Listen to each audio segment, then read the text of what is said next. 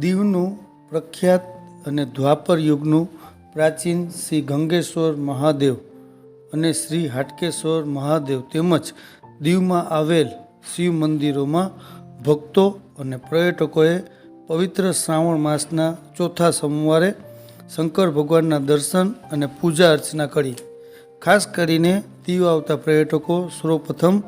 દીવના પ્રાચીન એવા ફુદમ સ્થિત શ્રી ગંગેશ્વર મહાદેવના દર્શન કરવા તત્પર હોય છે અને ત્યાં જઈ સમુદ્ર ખુદ શિવલિંગને સ્નાન કરાવતા હોય એવા દર્શન કર્યાનો અલભ્ય લાભ લેતા જોવા મળે છે.